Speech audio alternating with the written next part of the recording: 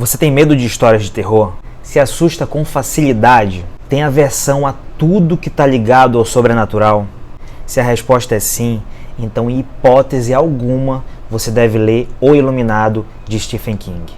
Mas se você curte sentir aquele friozinho na barriga lendo um bom livro de terror, é Stephen King que você tem que ler. Vem comigo.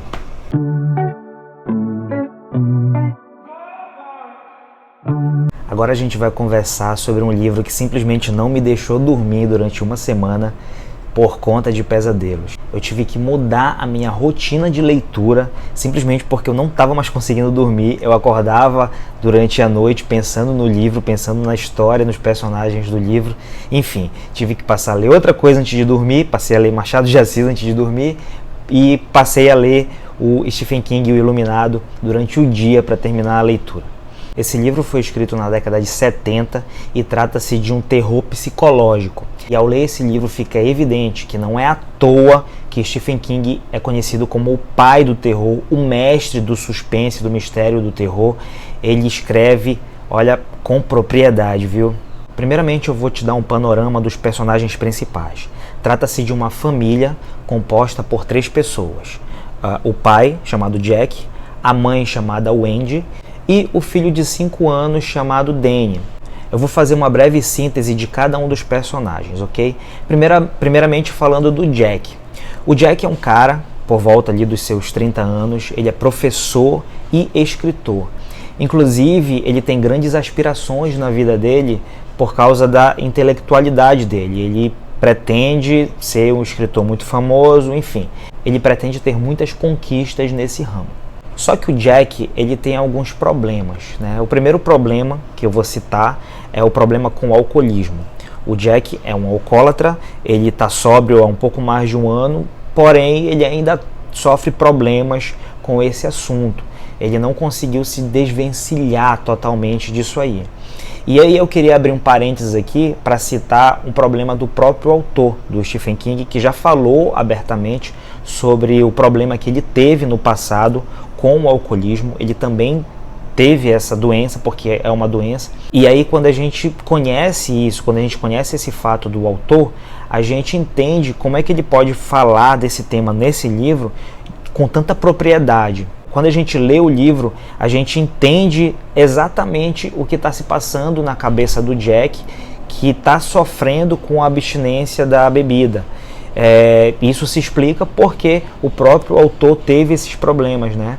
E ele já disse abertamente que um dos principais medos da vida dele era que ele algum dia pudesse causar algum mal, fazer algum mal com a família dele. E eu estou falando isso de forma física mesmo, com relação a agressões físicas.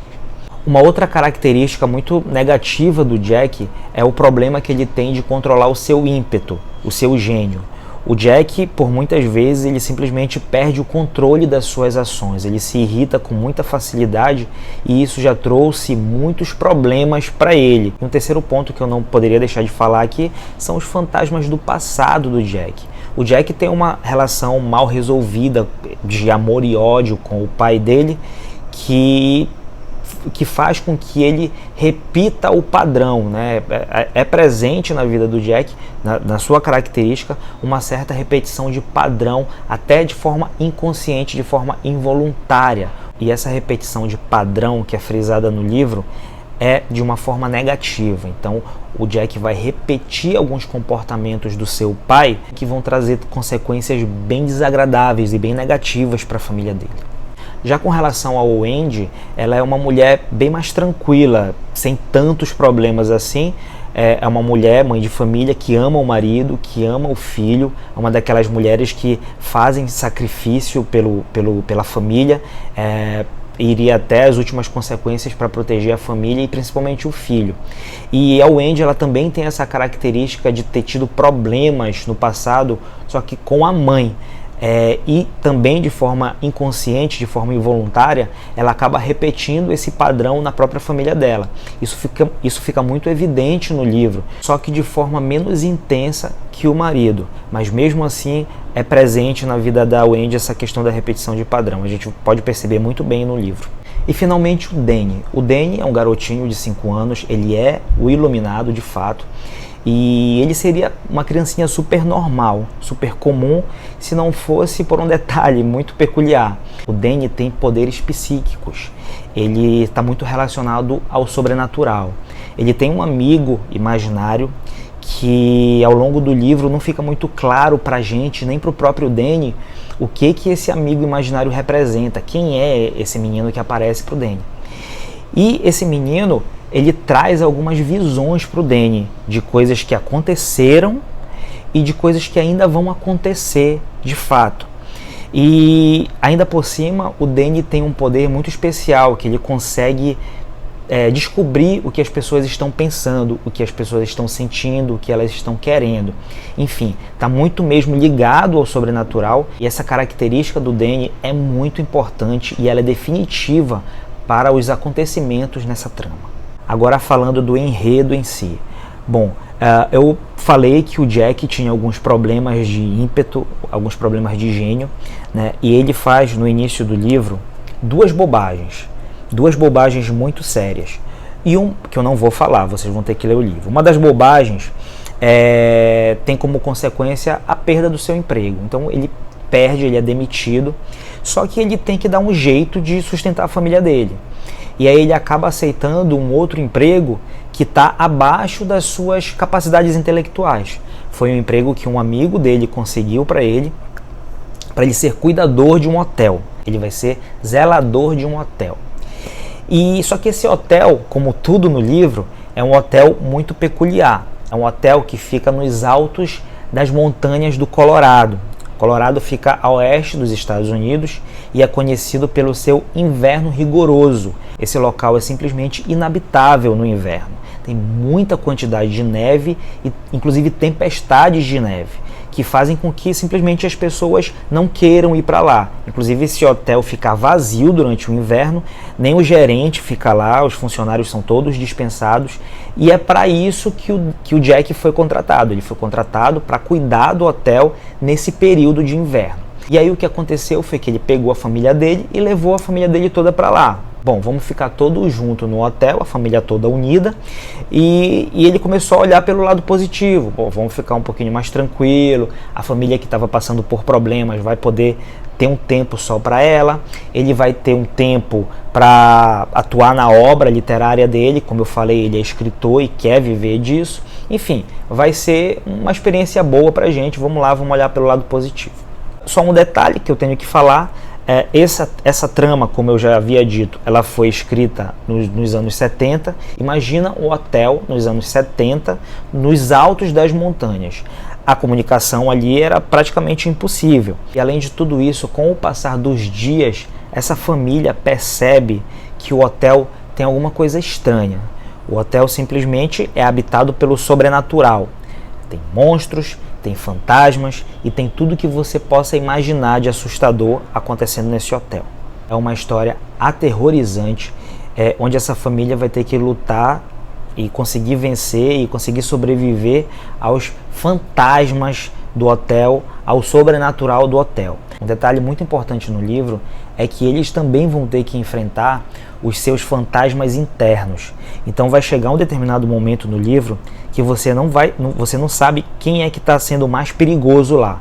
Se é o fantasma interno, se é o fantasma que a gente carrega com a gente, os nossos conflitos, as nossas angústias, né, quem a gente realmente é, ou aqueles fantasmas que estão representados pelo hotel que é mal assombrado, com as assombrações, com os monstros e tudo que está acontecendo ali que ninguém consegue explicar.